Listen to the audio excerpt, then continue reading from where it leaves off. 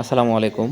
আপনারা এই যে গাছ দেখতে পাচ্ছেন এগুলো মূলত পার্থেনিয়ামের গাছ। এটি বা পৃথিবীর আ অত্যন্ত ক্ষতিকর গাছ বলতে হবে বা আগাছা বলতে হবে। এটি মূলত আ উত্তর আমেরিকার দেশ মেক্সিকোতে ১ম এই গাছ দেখা যায়। তা সারা বিশ্বে ছড়িয়ে পড়ে। গাছের ক্ষতির দিক অনেক আপনাকে বলে রাখা ভালো। তবে ১ম যে অবস্থা সেটা হলো ফসলি জমিতে এই আগাছা বা গাছ হলে মূলত অত্যাধিক বা ক্ষতি করে অর্থাৎ ক্ষতিকর ফসল কমে যেতে পারে আপনার জমির। সুতরাং এই গাছ কোনোভাবে ফসলি জমি, বাড়ির আশপাশ, রাস্তাঘাটে কোথাও আ রাখা ঠিক নয়। অর্থাৎ দমন করার চেষ্টা করতে হবে। মূলত এই গাছের সংস্পর্শে আসলে আপনার হাত লাল হয়ে যেতে পারে, চর্মরোগ দেখা দিতে পারে, আম জ্বর হতে পারে, মাথা ব্যথা হতে পারে, উচ্চ রক্তচাপ জনিত সমস্যায় ভুগতে পারেন। এমনকি ক্যান্সারও আক্রান্ত হতে পারেন। তবে এটা নিয়ে আতঙ্কিত হওয়ার আ আ বিষয় নয়। এটা নিয়ে সচেতনতার বিষয়। আমরা আমাদের বাড়ির আশপাশে সতর্কতার সাথে এই গাছ দমন করব।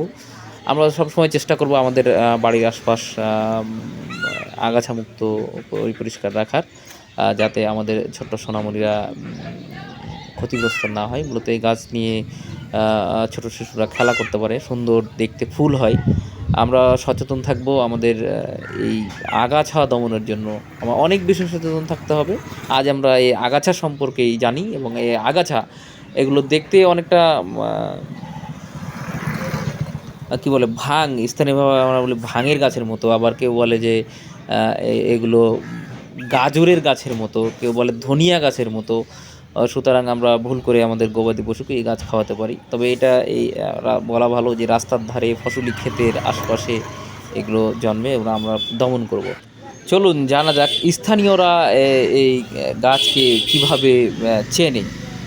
আমি এই সম্পর্কে জানি না, মানে এই গাছ আমি নূতন দেখছি। মনে করো আমি কোনোদিন লক্ষ্য করিনি, যদিও দেখেছি কোনোদিন লক্ষ্য করিনি, আজকে প্রথম দেখলাম আর কি। এই গাছ কেবল প্রথম দেখলাম আজকে।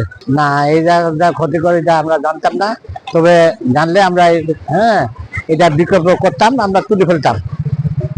এই গাছের যে ক্যান্সার এবং চর্মরোগ হয় এটা আমরা জানতাম না। এই পার্থেনিয়াম গাছ যে এত বড় ক্ষতিকর তা আমরা জানতাম না। বাড়ির আশেপাশে এরকম গাছ থাকলে সেগুলো আমরা উঠে ফেলবো এবং বাড়ির আশেপাশে আমরা পরিষ্কার পরিচ্ছন্ন রাখবো। আমরা আমাদের বাড়ির আশপাশ এবং ফসলি ক্ষেত আমরা সবসময় এই গাছ দেখা মাত্র তুলে ফেলবো বা যে কোনোভাবে নষ্ট করব। এবং আপনারা যদি এই গাছ প্রথম দেখে থাকেন বা এই গাছ সম্পর্কে না জানা থাকে, তবে আপনারা এই ভিডিওটা শেয়ার করে সবার মধ্যে ছড়িয়ে দিতে পারেন। আপনার এই একটি শেয়ারই অন্যজনকে সচেতন করতে সহযোগিতা করবে বলে আমরা বিশ্বাস করি। ভালো থাকবেন, ভালো রাখবেন এবং আপনার বাড়ির আশপাশ পরিষ্কার রাখবেন। আসসালামু আলাইকুম।